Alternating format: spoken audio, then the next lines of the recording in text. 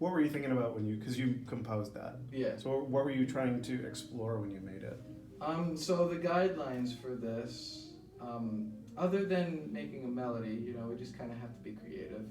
And I came up with this idea, not came up with it, it's been used several times, but doing arpeggiatorist type stuff. So instead of just regular major chord, it's really I heard that. passing tone. Yeah. Passing tone. And another one. So instead of this chord, which is the 5 of 1, you delay it.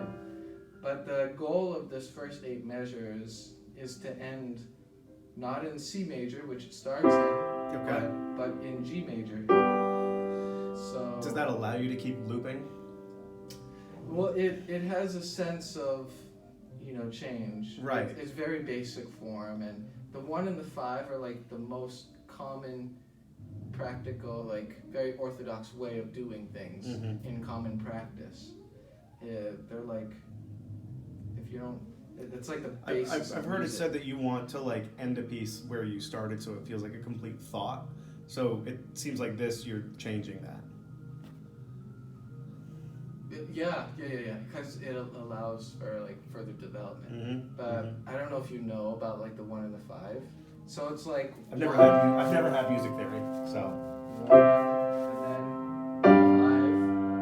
5, 1. Yeah. So it's like 5,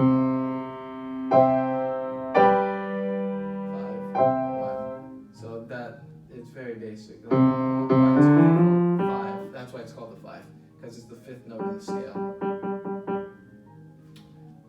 And then the second part of it, the one, it's called the development.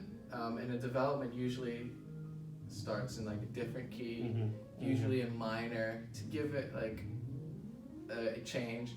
That's why it's called the development, because it develops into something else. And then the trio section, usually thinner. It's a thinner quality, some sort of contrast to the first one. So usually people, not usually, but a lot of times people will do it in minor, start the trio section minor, but I decided to go with major. And then I did minor for the second half of the trio. You know the difference between major and minor? Yeah. So like, I mean, I can tell with my ear, but I don't like. I couldn't explain it to you. I'm like, when it's happy, when it's sad. Yes. Yeah. Right. That's so it's like the first part of the trio. Something very thin quality. A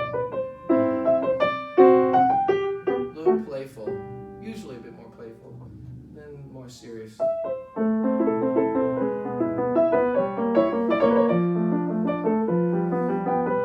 Here's the point where it starts trying to come back to the home key. Because first it starts in major, and then the 5 of that minor key, and then it modulates, and then it goes to D minor, and then it goes to the 5 of 1. But we're not there yet because the bass isn't quite right at home, usually that. So it's like...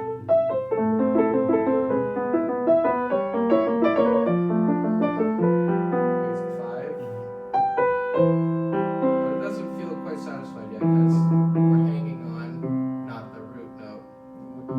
To be satisfied, it has to be on the root note. And this is just the 4. I won't really get into it. This ends in the 5 of 1, and then it goes back to.